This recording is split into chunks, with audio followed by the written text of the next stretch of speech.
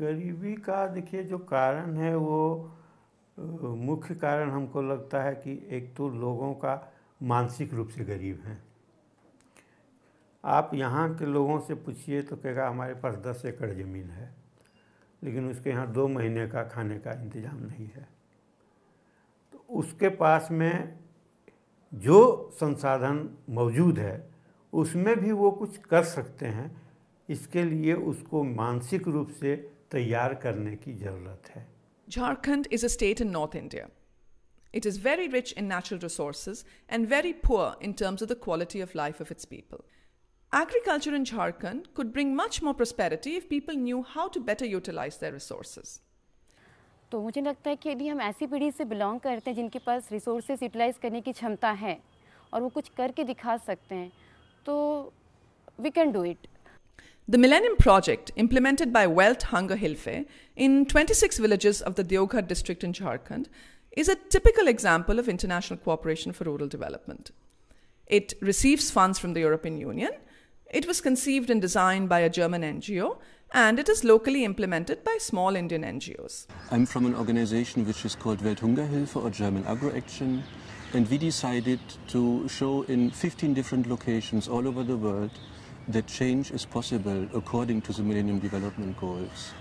As most rural development projects, this initiative also aims at raising the local capacities in agriculture, promoting basic education, and improving infrastructures. The development workers implementing this project are making a great effort to reconstruct the social fabric by involving the whole community in participated policy planning processes. हम लोगों ने इस project में देखा है कि वो जो कम्युनिटी बिल्डिंग है, प्लानिंग प्रोसेस जो है वो हम ज़ीरो लेवल से स्टार्ट करते हैं। गांव वाले बैठते हैं, they make their own plans. उस प्लान को वो कोशिश करते हैं कि अपने लेवल से उसको सुधारें, कोशिश करते हैं कि यदि इरिगेशन की समस्या है तो उसको ठीक किया जाए, यदि हम खेती कर सकते हैं तो उसको कैसे बढ़ावा देते हैं।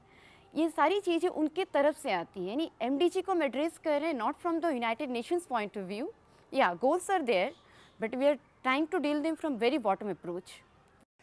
उसके बाद हम लोगों ने, अगर आप जो अर्थ एक्टिविटीज़ की बात करें तो उसमें हम लोगों ने एक विलेज डेवलपमेंट कोर्स बनाने की कोशिश की है, जिसमें कि लोग वॉलंटरी कंट्रीब्यूट करते हैं जो भी उनको इनकम हो रहा है इस प्रोजेक्ट के द्वारा, अर्थ एक्टिविटीज़ एंड अदर्स के द्वारा, और वो एक विलेज फंड के रूप में हर एक विलेज में जमा हो रहा है। और वो फंड जो है वो लोग रोटेट करते हैं, यानी अगर उसको सीड्स खरीदते हैं तो उसके 1.5 टाइम्स 3 टाइम्स एक्स्ट्रा जमा करते हैं next time. What is unique in this project is the effort to bring the macro policy perspectives of the Millennium Development Goals, or the MDGs, much closer to the village level. In fact, in order to restructure community ties and give people self-confidence, the same commitment to remove extreme poverty that generates cooperation at an international level is also required at the village level. When I look at local level in these small 26 hamlets, I see that there is progress. It gives me very hopeful. It is, how can I see that? Hope is a strange word, so to say, but change is possible. NGO हमारे यहाँ जब नए आए थे तो यहाँ की स्थिति बहुत नॉर्मल थी। लोग यहाँ के इस तरह की खेती नहीं कर पाते थे। ये आर्थिक दृष्टिकोण से यहाँ गरीबी था। हम लोगों को खाना दोनों टाइम का बढ़िया भोजन हम लोग नहीं कर पाते थे। लोग यहाँ के बाजार की तरफ दौड़ते थे, मिट्टी काटते थे तो कोई रिक्शा चलाते थे, माने चारों तरफ माने अपना दौड़ करके अपनी मेंटेनेंस भोजन का करते थे। लेकिन जब NGO का यहाँ प्रादुर्भाव हो गया, वो जब आए, उन लोगों का जब आपस में हम लोगों का गप हुआ तो उन लोगों ने इतना सहयोग मुझको जरूर दिया कि थोड़ा ज्ञान उन लोगों ने दिया। उस ज्ञान का उपयोग हम किए बढ़िया ढंग से, तो हमारी खाद्यान्न समस्या में सुधार हुई और उसी सुधार के कारण हमारा आर्थिक स्थिति सबल हो गया। और अब हम तीनों टाइम का भोजन करने के लिए किसी पर आश्रित नहीं है कि हमको रिक्शा चलाना होगा या हमको ड्राइवरी करना होगा या हमको विदेश जाना होगा। अपने आप में हम लोग अपने गांव में अपने मेहनत से, अपने बाजू के मेहनत से उपजा करके ये मेंटेनेंस हम लोग कर रहे हैं। इनकम के अलावा भी तो यदि हम कुछ अदर इम्पैक्ट देखते हैं तो बच्चों को पढ़ाना बहुत ये था, क्योंकि छोटे छोटे बच्चे जो उनके होते थे, महिलाएं रोड में काम करती हैं, कोई तालाब बांध बनाने के काम में एंगेज्ड हैं, तो कोई दूसरे के खेती में जाके काम करती हैं, तो छोटे छोटे बच्चों को अपने साथ लेके चली जाती थी। तो हमें लगा कि यहाँ पे यदि हम लोग बालवाड़ी चलाते हैं, प्री स्कूलिंग चलाते हैं, तो सुबह का टाइम जो है बच्चे हमारे साथ रह लेंगे। फिर एक टाइम को हम लोगों ने इस तरीके से मर्ज किया कि जो हमारा स्कूल ख़त्म हो तो आंगनवाड़ी का समय फिर शुरू हो जाए। Of course, after 4 years, it will not be the end of it. But we feel that once the program will be over after 4 years, that the communities and the leaders within the communities, they will be on a higher level of development, on which they cannot go back anymore. To give you an example, also, gender equality is a very touchy topic. But look at the participation of the women over there. Have a look at the self-help groups. Talk to them. Find out in how far their confidence has increased. These are not wonders, but these are real development steps by step, in the hand of the people.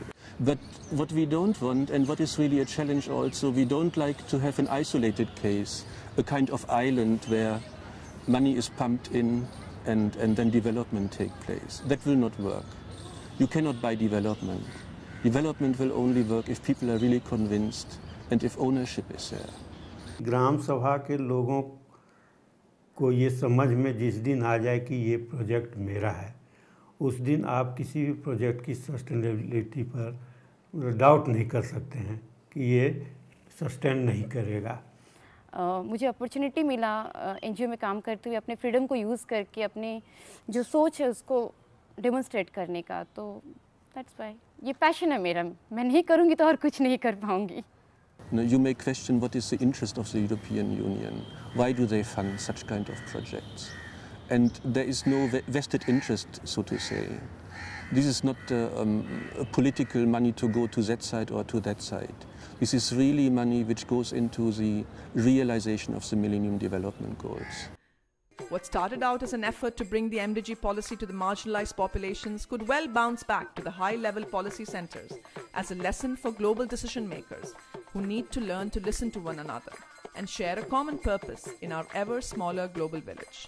जब कोई लोग कहता है कि आपके संस्था के कारण आज हम भरपेट अनाज खाते हैं, हमारा बच्चा भी स्कूल जा रहा है, पढ़ रहा है बढ़िया से, अब हमको कोई दिक्कत नहीं है, उस वक्त हमको बहुत खुशी होती है।